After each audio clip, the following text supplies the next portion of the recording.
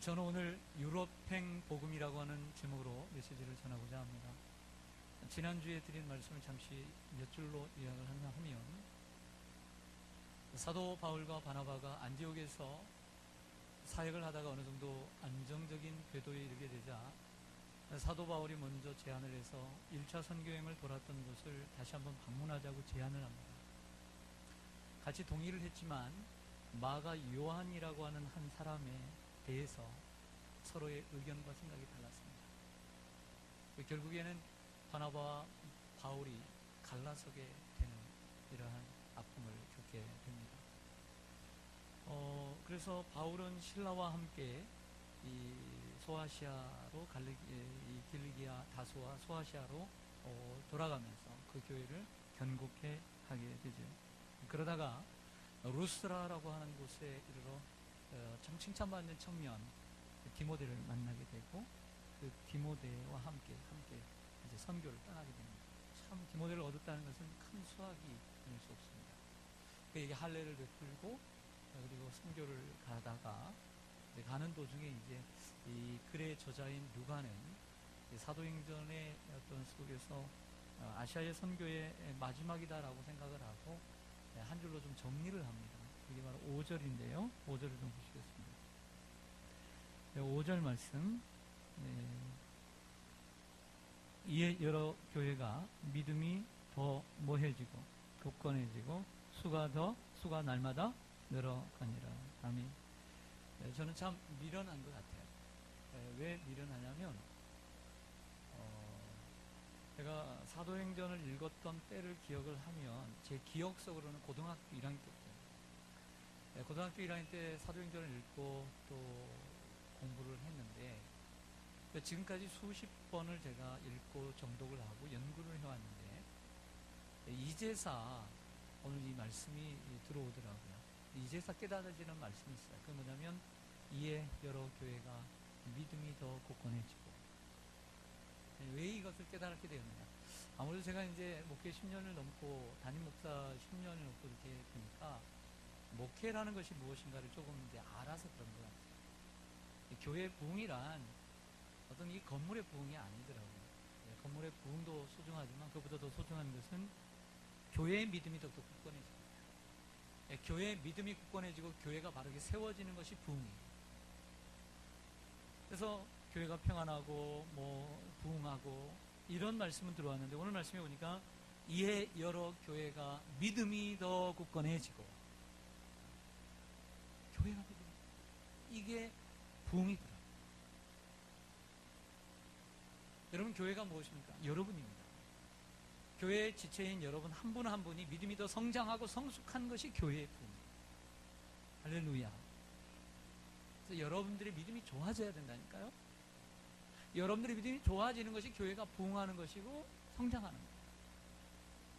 이렇게 질적으로 성장을 했습니다. 내적으로 건강하게. 근데 함께 수가 더 늘어나더라. 그랬어요. 이 양적인 부흥이 함께 이루어지는 거죠. 어떤 사람들 얘기하면 외적인 부흥은 소용없다, 내적으로 건강해야 되지 라고 말하는 사람인데 뭘 모르는 사람이에요. 함께 성장해요. 내적과 외적, 양적과 질적인 것이 함께 성장해야 해요. 건강한 것은 함께 성장해요. 우리 자녀들이 머리만 자라면 좋겠습니까? 마음만 커지면 좋겠어요? 키도 커져야죠. 예수님이 자랄 때도 하나님과 사람 앞에 균형적으로 사랑받았을 뿐만 아니라 키가 신체적으로, 지혜가 지적으로, 그리고 하나님의 은혜가 있었어요. 할렐루야. 균형적으로 자랐잖아요. 이게 바른 성장인 거예요, 교회는. 그러므로 여러분들 교회를 위해서 기도하실 때 이 목사를 위해서 기도할 수도 있고 여러 가지 일들을 위해서 기도할 수 있겠지만 미래관을 위해서 기도도 하겠지만, 기도할 때 이런 기도를 먼저 해주셔야 돼요. 하나님, 우리 시온산 교회가 더욱더 믿음이 더 굳건한 교회가 되게 하여 주시옵소서. 그리고 그 교회가 바로 나라고 말씀하시는데, 하나님, 내가 믿음이 더 굳건해지고 믿음이 더 성장하고 하나님 말씀 위에 서고 어떤 환경 속에서 좀 흔들리지 않는 믿음의 사람이 되게 해 주시옵소서. 그러면 내 교회가 더욱더 굳건하게 서는 것이고 부흥하는 것인 줄로 믿습니다. 이렇게 기도해 주시기를 바랍니다. 또 이 소아시아 교회가 든든하게 서가게 되자 바울이 다른 곳으로 눈을 돌렸습니다. 항상 선교는 미전도 정독을 향하게 되어 있는 것이죠.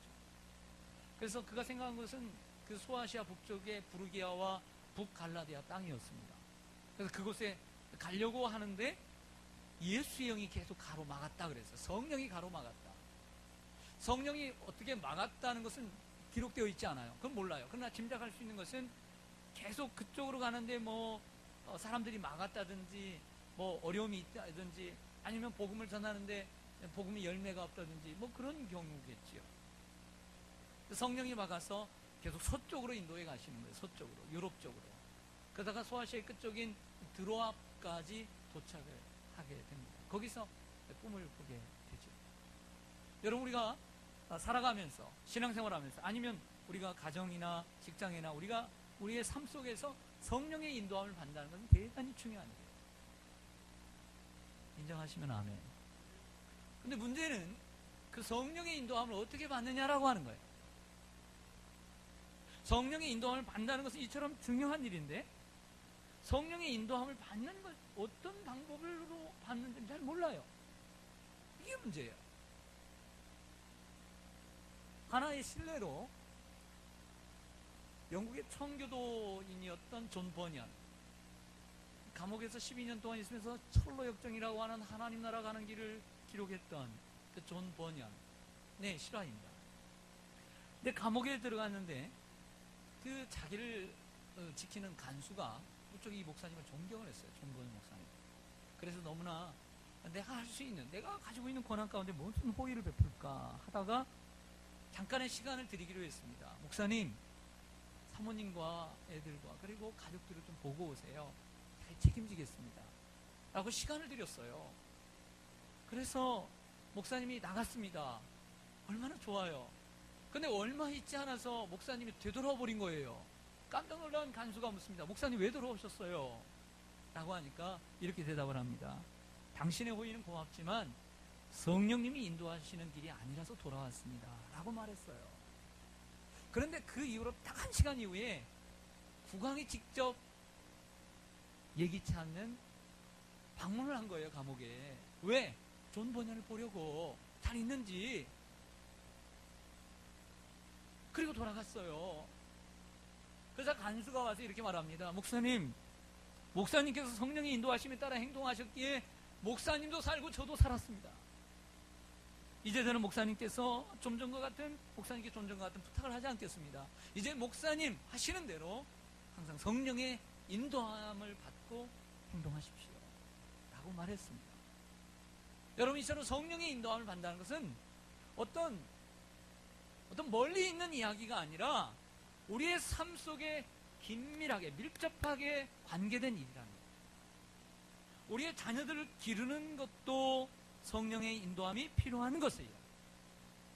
가족끼리 함께 살아가는 것도 성령의 인도함이 필요한 거예요. 사업을 하는 것도, 직장을 다니는 것도 성령의 인도하심이 필요한 줄로 믿습니다. 사랑하는 여러분, 우리는 항상 살아가면서 선택의 기로에 설 때가 많습니다. 무엇을 선택해야 합니까? 어떤 사람들은 이것을 하라고 합니다. 이 사업 좀 하라고, 저 사업 좀 하라고, 이리 와봐라고 얘기합니다. 무조건 따라가면 안 되죠. 이게 성령의 인도하심인지를 우리가 알아야 되는 것입니다. 그럴 때 여러분들의 생각과 경험을 내려놓고 성령의 인도하심을 받기를 바랍니다. 그러나 실상 성령의 인도함을 받으려고 하면 방법을 아나요? 모르죠. 그렇기 때문에 기본적인 원리를 2가지 팁을 좀 드리겠습니다. 첫 번째는 그 선택에 있어서 이것이 하나님의 말씀에 맞는가, 합당한가를 생각해야 합니다. 하나님의 말씀, 즉 여러분들 지금까지 배우고 읽고 많이 들었던 그 하나님의 말씀을 비추어서 내가 지금 선택하는 것이 합당한 거에 대한 질문을 던져보시면 됩니다. 존 버니언이 간수가 조금 보내준다고 해서 나가는 것이 합당한가를 생각해요. 합당하지 않아요. 두 번째로는 성령의 인도함을 받기 위해서는 여러분들이 정말 거듭났다라고 한다면, 성령으로 거듭나는데, 물과 성령으로, 그러면 성령이 여러분들 마음속에 와 계세요. 성령이 여러분들 양심을 비추고 계시고 마음속에 함께 계셔서 여러분들이 느껴요. 그럼 여러분들이 선택했을 때 그 성령을 따라 행하게 되면 고난의 길이라 할지라도 마음의 평안함이 있는 거예요. 하지만 성령이 원치 않는 일은 좋은 길, 편안한 길이라 할지라도 거기에는 불안함이 있고 성령이 근심하는 길입니다. 여러분 안에 계시는, 그리고 여러분들 양심을 비추는 그 성령의 음성을 민감하게 듣는 은혜가 있기를 원합니다. 그래서 하나님의 말씀과 그 성령이 여러분들 마음속에 계시는 그 성령이 여러분들에게 어떤 마음을 주시는가에 대해서 생각을 하고 그리고 결정을 하면 제가 생각하는 90% 이상은 분명히 맞을 것이다 라는 생각을 합니다. 사도 바울이 소아시아 북쪽으로 선교를 가려고 했지만 성령이 막았어요. 그 더 확실한 증거를 오늘 성경은 하나 더 보여주고 있죠. 그래서 바로 이 드로아까지 갔을 때, 무시아 지역의 드로아까지 갔을 때, 이 드로아는 바로 이 트로이 전쟁이 일어났던 그 트로이입니다. 이 드로아에서 봤던 환상 때문에 9절 말씀을 좀 볼까요? 같이 한번 읽겠습니다. 시작. 밤에 환상이 바울에게 보이니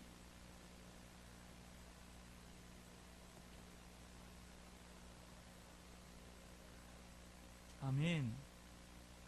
바울 일행이 머물던 그 드로아에서 꿈인지 환상인지를 봤습니다. 오늘 성경은 환상이라고 얘기를 해요. 근데 그 환상에서 어떤 환상이냐면 한 남자가 마게도냐 사람이 손짓을 하면서 와서 우리를 도와달라고 했던 거예요. 왜 마게도냐 사람인지는 알 수는 없어요. 아마 얼굴색이 아니면 얼굴 모양이 마게도냐 사람처럼 생겼을지도 모르죠. 그런데 주석가 윌리엄 바클레이는 그의 주석에서 이렇게 달았어요. 그 환상이 나타난 마게도냐 사람은 바로 헬라의 알렉산더 대제였을 것이다 라는 주석을 달았습니다. 그도 그렇듯이 그 저녁에 그 알렉산더의 그 동상이 김일성 주상 그 동상처럼 많이 세워져 있었다는 거예요. 그 알렉산더가 동과 서를 이어서 하나의 세계를 만들기, 통일하기 위해서 했던 것처럼 바울도 그 이 동서를 잇는 예수 그리스도의 세계를 만들려고 했던 것이다 라고 얘기했지만 안 믿어도 됩니다. 윌리엄 램지라고 하는 경이 주석을 달았습니다. 여기에 마게도냐 이 사람은 바로 이 사도행전의 저자인 누가였을 것이다. 이런 주석을 달았어요. 들어보세요. 왜 그런지.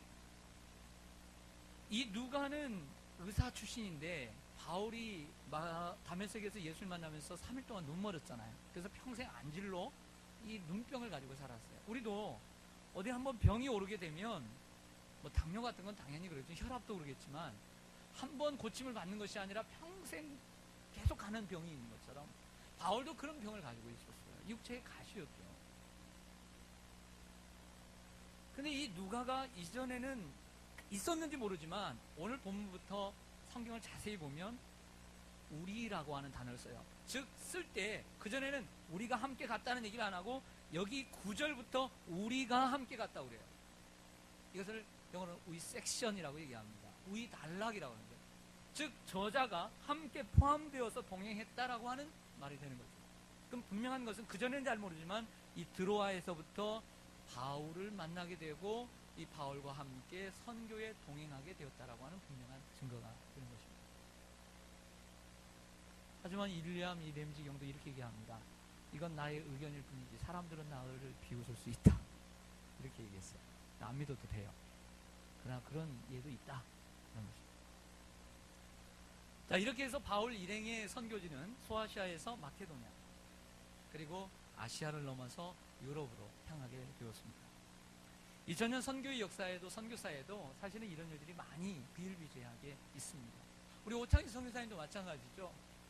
주님의 부르심마다 파키스탄에서 4, 5년 유치원, 초등학교, 중학교 정말 성공을 이루었어요. 그러나 동서에게 넘겨주고 하나님의 부르심을 받아 사람들이 원치 않는, 사람들이 선호하지 않는 유럽 땅 발칸반도에 마케도냐로 가지 않았습니까? 불가리아로. 이 하나님의 인도하심이라고 하는 거죠. 리빙스턴은 원래 중국 선교를 하려고 했습니다. 그러나 하나님은 그를 아프리카로 인도해 주셨다는 거예요. 윌리엄 캐리는 남태평양에 있는 한 섬에 가서 복음을 전하려고 했지만 하나님 그를 인도로 인도하신 것이죠. 이처럼 세계 선교 역사에는 그 선교지를 하나님이 옮기시는 경우들을 많이 보게 됩니다. 그러므로 내가 여기다라고 꼭 고집을 피울 필요는 없는 것이죠. 자, 이제 유럽으로 가시겠습니다. 11절과 12절입니다. 제가 11절을 읽겠습니다. 우리가 그러죠? 우리가 드로아에서 배로 떠나 사모드라게로 직행하여 이튿날 네아폴리로 가고.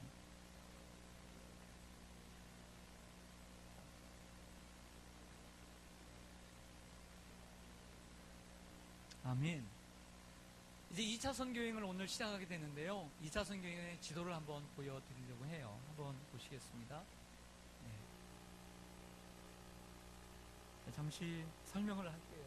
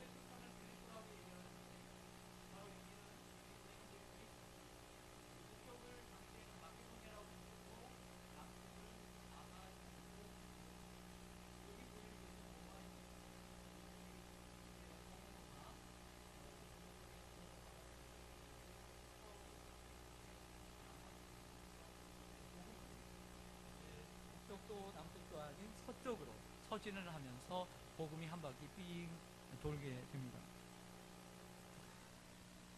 이제 본격적으로 이제 빌립보에서의 선교를 한번 생각해 보고자 합니다.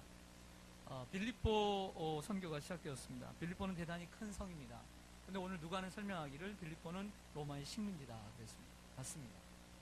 하지만 로마의 정책은 유순한 정책을 썼기 때문에 어떤 사회적인 국가적인 문제만 일으키지 않으면 자유도시로 개방해 두었습니다. 살기 좋은 도시 가운데 하나였던 것이죠. 사도 바울은 늘 복음을 전하면서 안식일마다 그 도시의 회당에 들어가서 말씀을 전하고 사람들과 접촉을 했습니다. 그런데 이 빌립보는 좀 더 다른 특징이 하나 있는 게 회당이 없었어요. 그 이유는 바로 이곳에 유대인들이 많지 않았기 때문이 아닌가라는 생각을 하게 됩니다. 보통 10명 이상이 모이면 회당을 만드는 것이 유대인들의 습관이거든요. 그래서 회당을 찾지 못한 바울 일행은 안식일이 되어서 기도할 곳을 찾다가 강가에 가게 되는데 거기서 또 하나님을 예배하는 여인들의 무리를, 몇 명의 무리들을 만나게 됩니다. 그래서 말을 걸었겠죠. 말을 걸으면서 하나님을 함께 예배하기도 하고 그리고 대화를 하고 그리고 토론도 하면서 자기의 생각들을 얘기하게 될 것입니다. 그러다가 바울이 이야기를 하는 시간이 되었고 예수의 복음을 전했습니다. 그때 하나님께서 그 여인들 가운데 한 여인의 마음을 활짝 열어주시고 말씀을 받게 합니다. 그리고 은혜를 입게 되는 것이죠. 이게 대단히 중요합니다. 사람은 은혜를 입어야 합니다. 할렐루야. 우리 서로 앞에 서로 인사하겠습니다. 은혜를 입어야 합니다. 은혜를 입어야 합니다. 질문 한번 하죠. 은혜를 입었습니까? 은혜를 입었습니까? 한번 대답을 해보세요. 옆에 있는 분에게. 해보라니까요. 다시. 은혜를 입었습니까? 네, 대답하세요. 자, 은혜를 입은 모습을 말씀드릴게요. 은혜를 입자 이 루디아가, 이 이언이 바로 루디아입니다. 그 유명한 루디아인데, 루디아가 이렇게 얘기해요. 나를 주를 믿는 자로 여기거든 내 집에 와서 유하라 하고 소매자락을 다 붙잡고 강권해서 자기 집으로 인도했다는 거예요. 할렐루야. 네, 우리 집사님 권사님 음식들 잘 하시죠? 음식을 정말 맛있게 잘하세요. 우리 시온산교회 우리 성도님들 몇 명이냐면 오늘 손님이 4명 이상이에요. 바울, 실라, 디모데, 누가. 네. 그래서 모셔서 대접하실 분 한번 손 들어보세요. 예. 하루. 네, 하루는 괜찮다. 일주일. 손 안 드시네. 네. 그것도 아침, 점심, 저녁, 새참, 간식, 그리고 나도 복음 전하다. 이렇게 시작한 교회가 빌립보 교회입니다.